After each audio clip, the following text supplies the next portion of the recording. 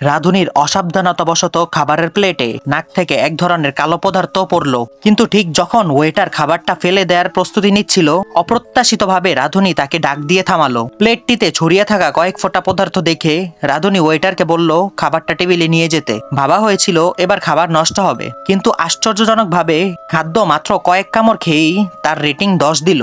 যখন ওয়েটার খালি প্লেটটা ফিরিয়ে আনলো, দেখা গেল খাবার সম্পূর্ণ শেষ হয়ে গেছে। এ দৃশ্য দেখে রাধুনি আনন্দে আত্মহারা হয়ে গেল। তৎক্ষণাৎ সহকর্মীকে ডাক দিল পরের খাবার প্রস্তুত করতে।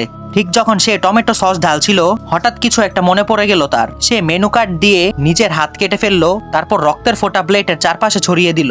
প্রকৃতপক্ষে যখন ওয়েটার আবার খাবারটা নিয়ে গেল, খাদ্যরসিক কিছু টের পেল না, বরং তৃপ্তির হাসি নিয়ে আনন্দে খেতে লাগলো।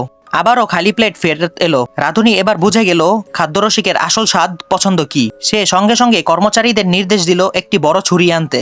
এক মুহূর্ত দেরি না করে সহকর্মীর হাত কেটে ফেললো। খুব শিগগিরই খাদ্যরসিক নতুন খাবার উপভোগ করতে শুরু করলো, কিন্তু কেউ বুঝতেই পারলো না এই খাবারের আড়ালে লুকিয়ে আছে কর্মচারীদের জীবনের বলিদান। ধরা হয়েছিল এবার নিশ্চিতভাবে খাদ্যরসিকের প্রশংসা পাওয়া যাবে, কিন্তু হঠাৎ ওয়েটার আতঙ্কিত হয়ে জানালো খাদ্যরসিক এবার তার শরীরটাই খেতে চাইছে।